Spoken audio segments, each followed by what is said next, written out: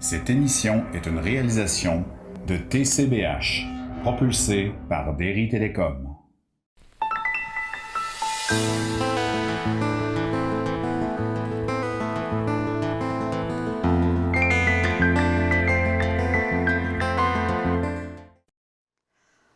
Bonjour et bienvenue. Merci d'être là. D'abord, je voudrais remercier, avant d'oublier, tous ceux et celles qui prennent la peine de signaler leur intérêt par email ou bien un coup de téléphone ou directement sur le site de l'entretien. Merci de votre intérêt. Aujourd'hui, nous poursuivons ce que nous avons commencé la dernière fois, donc l'Alliance oubliée. Et dans l'Alliance oubliée, il y a une partie où Annick de Souzenel traite de la création. Et nous parlons de la création, mais nous ne disons pas jour, le premier jour ou le deuxième jour, on dit le jour 1. Parce que ce jour-là est une période qui, on ne sait pas combien de temps ça peut durer. Est-ce que ça peut durer des millénaires? Quand on dit le monde a été créé en ces jours, ce n'est pas des jours comme nous les comptons habituellement. C'est pour ça qu'on ne dit pas, selon la traduction, le jour 3, mais le premier jour, le deuxième jour, on dit le jour 1, le jour 2, le jour 3, ça peut durer une certaine longueur d'année, on ne sait pas, des millénaires peut-être. Alors aujourd'hui, nous sommes au jour 3. Donc, c'est la séparation du sec et de l'humide. La terre, le sec et les mers. Dieu dit que se rassemblent les eaux qui sont au-dessus des cieux vers un lieu un et que soit vu le sec. Dieu appelle le sec terre et l'amas des eaux, il les appelle mer.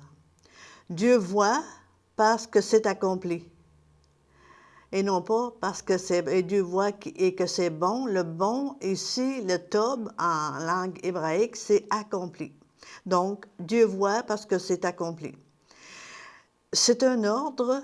Les eaux qui forment les cieux ont pour vocation de se coaguler et de devoir devenir du sec, c'est-à-dire l'inaccompli de l'accompli. L'inaccompli va passer à l'accompli.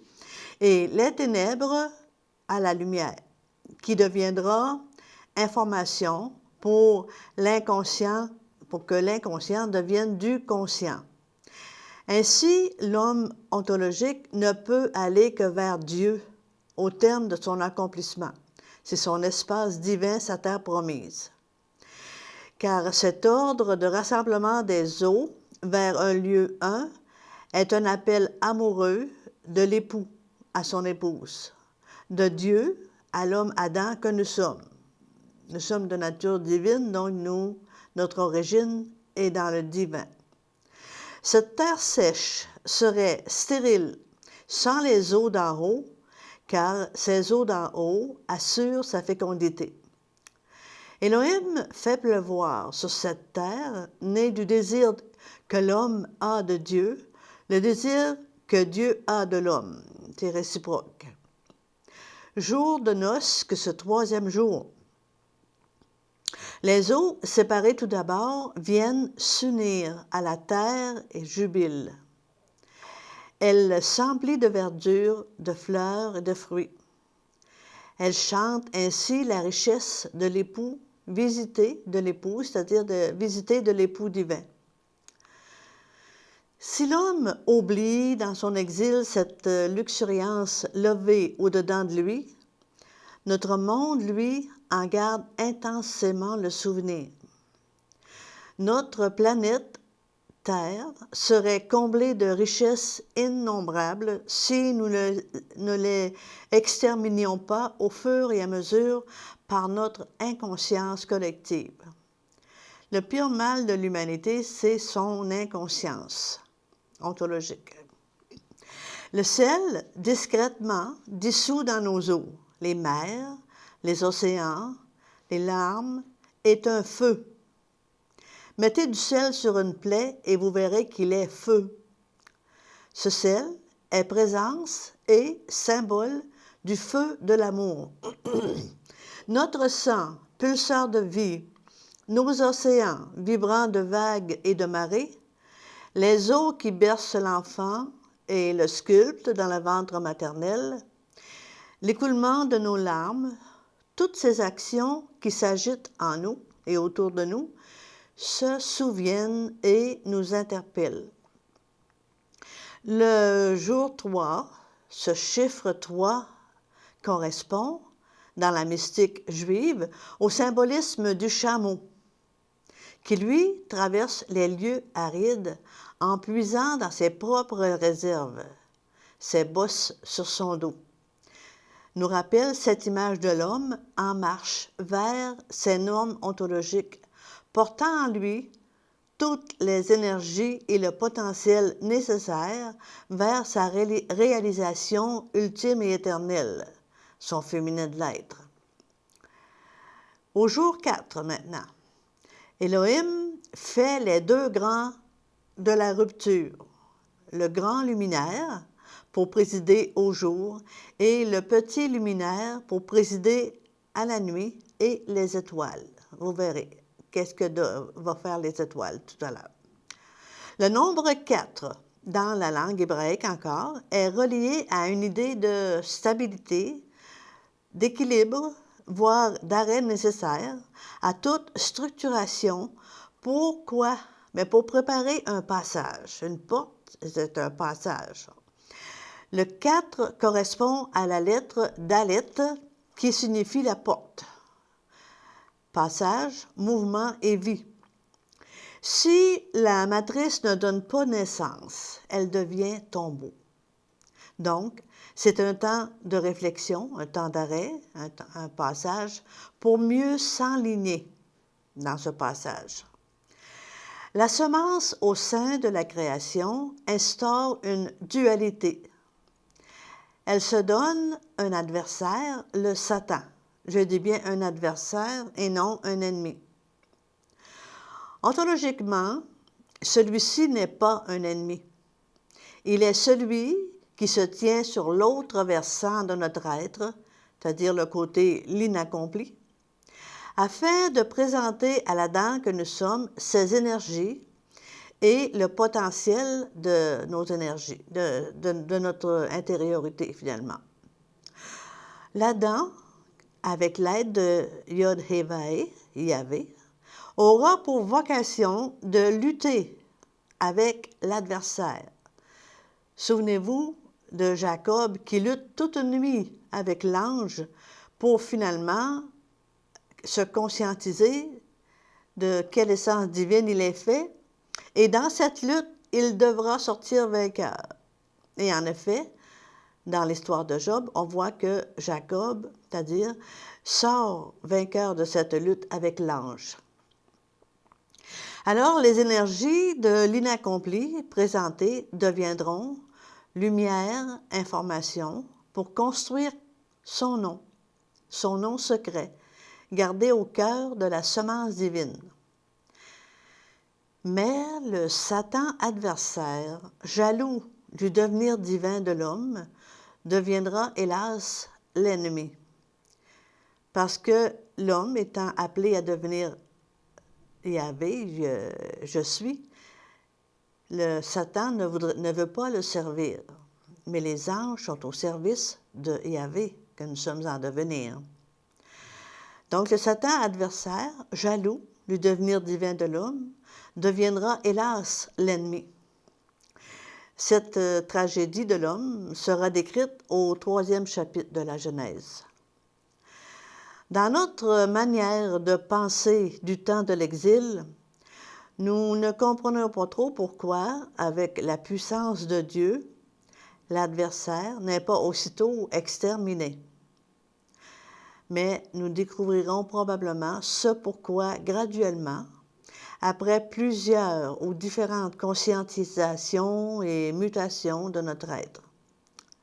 Souvenons-nous des 10 plaies d'Égypte où Yod-Hé-Vaé endurcit le cœur de Pharaon, ce qui nous surprend, pour ne pas laisser aller les Hébreux avant que tout le travail de la maturation se soit fait. Un peu comme l'enfant dans le ventre maternel qui doit mûrir pendant 9 mois pour enfin naître complètement formé.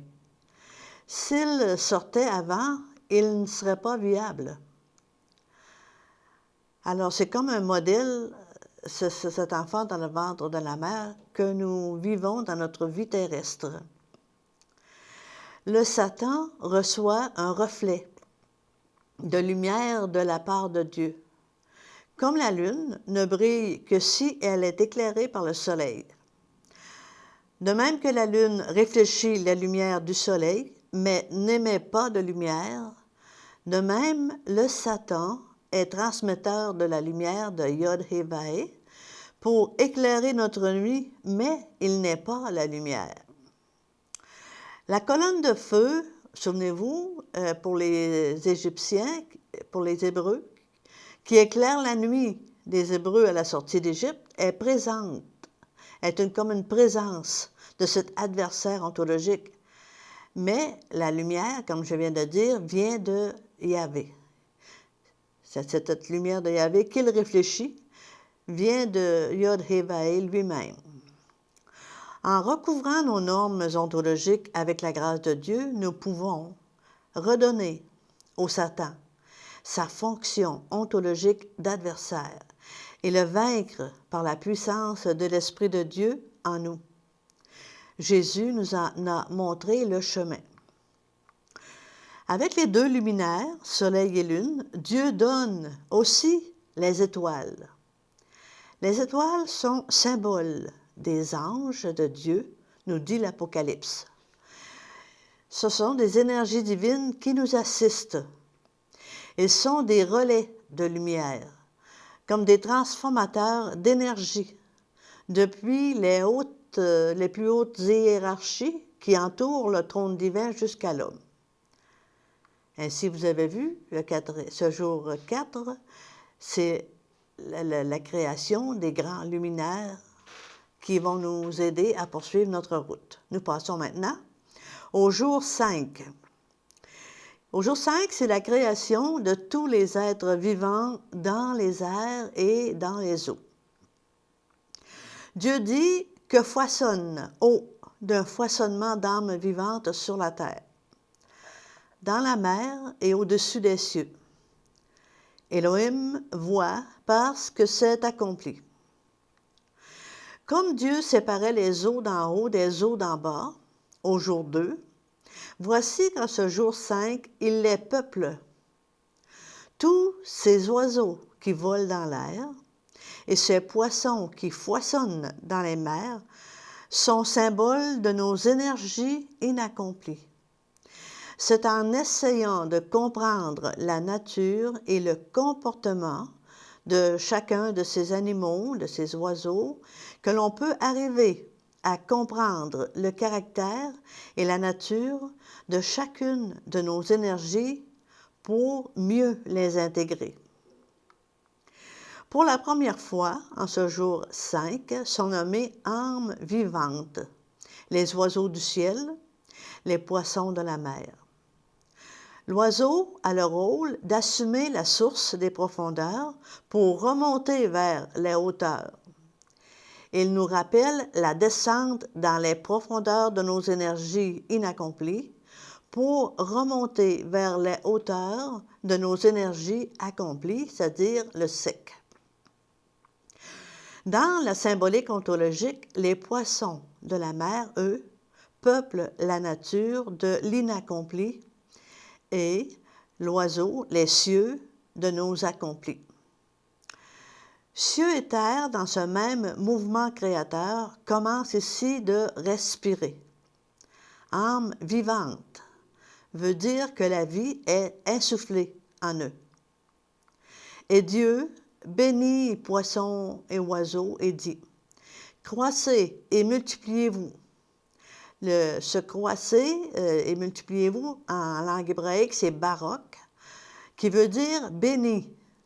Et ce béni est très important, car sans bénédiction divine, il ne peut rien se construire de juste. De même, pour nous, cette bénédiction nous donnera la possibilité de construire le Saint-Nom, le germe, le Fils en nous. Marie, mère de Dieu et du Fils de l'homme, réalise cette plénitude. Elle vit sa matrice d'eau chez ses parents, elle vit sa matrice de feu au temple et avec le Christ, elle va vivre la matrice du crâne. Elle le reconnaît dans son Magnificat. Quand elle dit « Le Seigneur fit pour moi des merveilles, saint est son nom ». Et ici, le nombre 5, c'est le « Hé » qui représente le souffle. Le 5 et le souffle sont donc liés par cette lettre « Hé » dans la composition du nom Yod, Hé, Vah-Hé.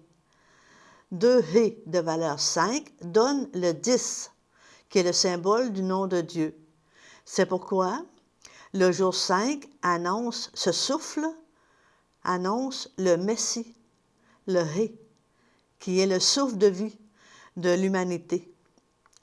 Quand le Christ viendra s'incarner dans notre terre d'exil, ce sera la période 6 de notre ère. Nous sommes maintenant au jour 6. Dieu dit que la terre, donc le sec, produise âme vivante selon son espèce, bétail rampant et les vivants du sec. Et chaque rampant de la Adama selon son espèce. Et Dieu voit parce que c'est accompli. Lié au jour 3, souvenons-nous, où les eaux du ciel et les eaux de Hémer sont séparées.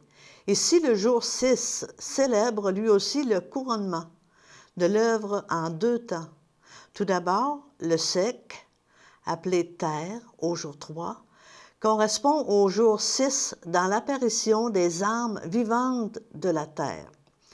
C'est le monde végétal, puis le monde animal, chacun selon son espèce. Le mot « espèce » apparaît 10 fois au total dans ce texte. Le nombre 10 symbolise donc, on l'a dit, le nom divin dans le registre du créé. Il est lumière du Yod. C'est l'Yod, la lettre qui veut dire Yod, He, Vahe. L'Adam, l'homme, créé dans la seconde partie de ce jour 6, est fait pour atteindre à la ressemblance divine. Il pourrait être dit, donc, cet Adam, espèce de Dieu, car il contient en lui cet Adam que nous sommes, dans sa semence, toute la promesse de devenir un Elohim. L'homme, image du Verbe divin, sera défini par son Verbe, sa parole.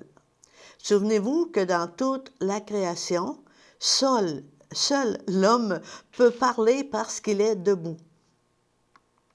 Maintenant, le mot Bereshit, c'est-à-dire ici, ça va être le mot Béhéma, traduit par bétail, est à remarquer, car nous le retrouvons dans plusieurs livres de la Bible sous sa forme plurielle qui est le Béhémo. Bien qu'il soit traduit par un singulier, il désigne alors le dernier grand seigneur des enfers, qui réunit en lui tous les vivants de terre et qui, avec le Léviathan, se présentera devant l'homme que nous sommes quand nous serons rendus dans la matrice du crâne. Il sera l'adversaire de la dernière mutation de l'homme que l'homme aura à accomplir. À cette étape, toutes les énergies animales deviendront information. L'homme sera totalement connaissant, dans la pleine lumière. La Adama, terre intérieure, est le féminin de l'Adam que nous sommes. Cette terre intérieure, cette Adama, nous l'avons vu, a un rôle maternel. Elle est comme la matrice de laquelle l'Adam est appelé à naître de terre en terre successive. Ces âmes vivantes sont les poissons, petits et grands, insaisissables par l'homme dans les eaux de l'inaccompli, qui, tirés des eaux par Dieu, sont alors faits animaux de la terre, visibles et saisissables par l'homme, afin que celui-ci fasse de leurs énergies inaccomplies de l'accompli. Si l'Adam ne les saisit pas et n'accomplit pas leur énergie, ces animaux retourneront à l'état de poisson, dans les eaux de l'inconscient. Alors, il entretiendrait la situation d'exil. Il se resterait dans l'inconscient.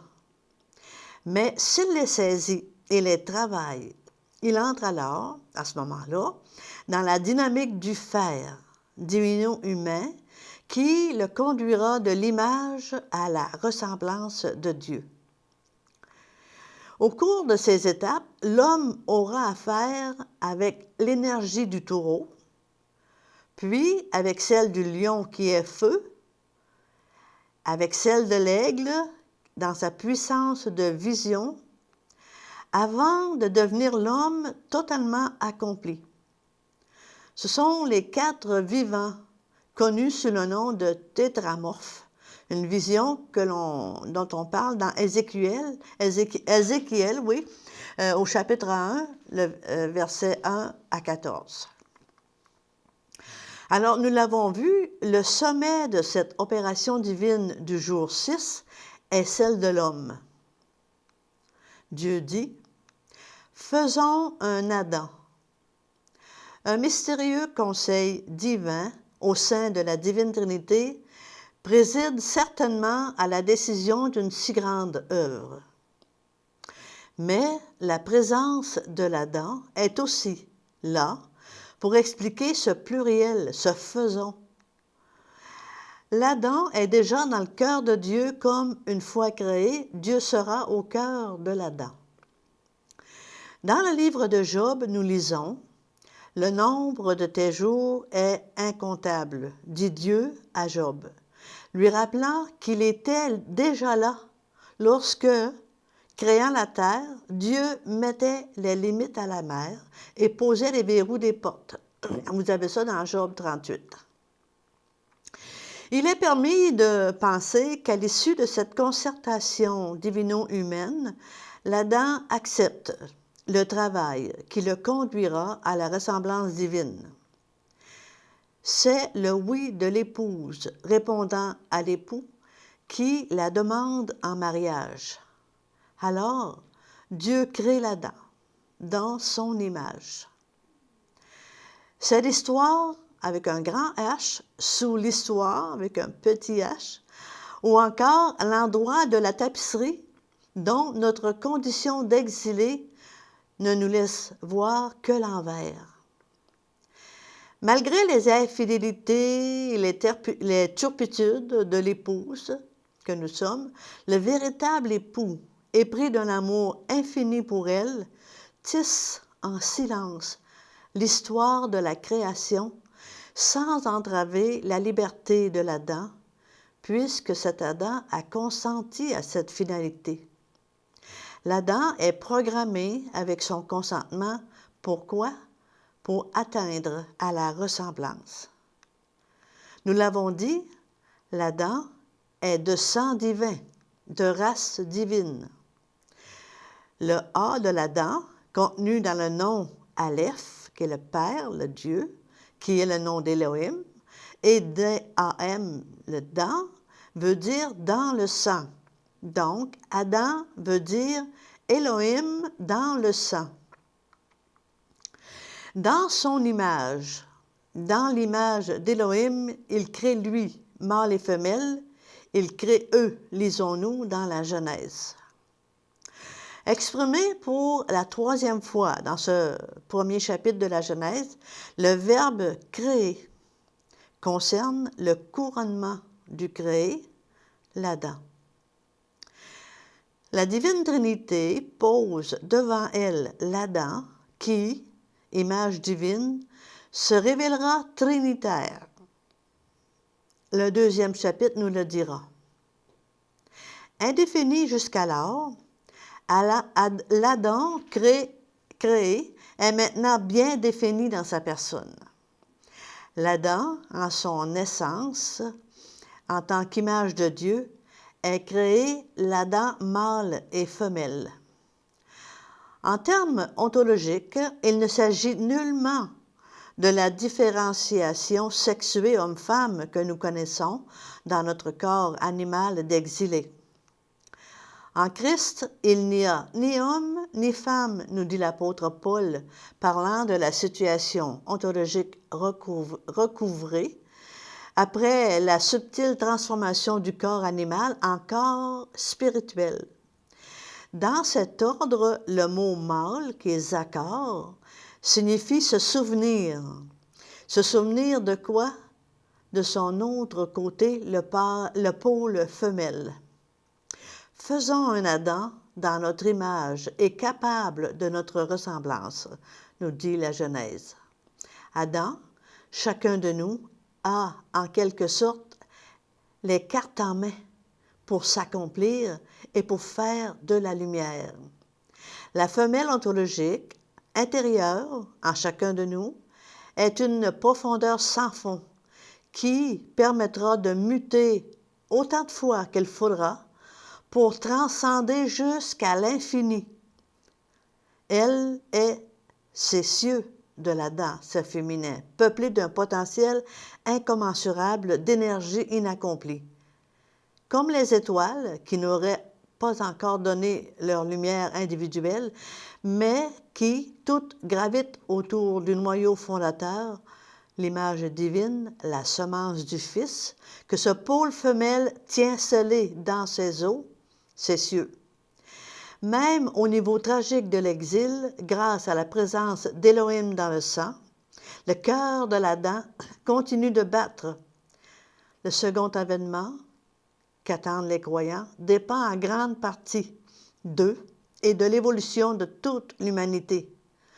Sur ce chemin de retour aux normes premières, Dieu les bénit et leur dit « Croissez et multipliez, remplissez la terre, le sec, soumettez-la et dominez sur les poissons de la mer, sur l'oiseau des cieux et sur tout vivant rampant sur la terre. » Comme en ce qui concernait les vivants du jour 5, appelés à croître, à se multiplier, la bénédiction divine préside ici à l'ordre que reçoit l'Adam de se multiplier, mais aussi de remplir la terre, c'est-à-dire le sec, ce dernier impératif faisant l'objet de la vocation ontologique propre de l'homme, supérieure en cela à celle des anges.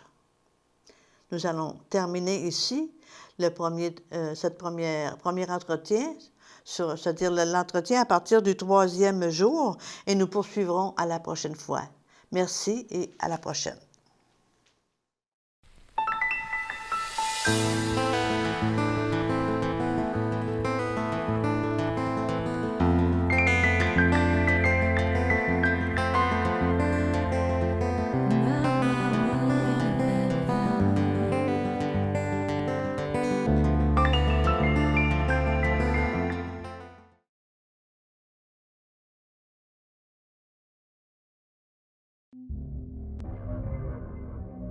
Cette émission est une réalisation de TCBH, propulsée par Derry Télécom.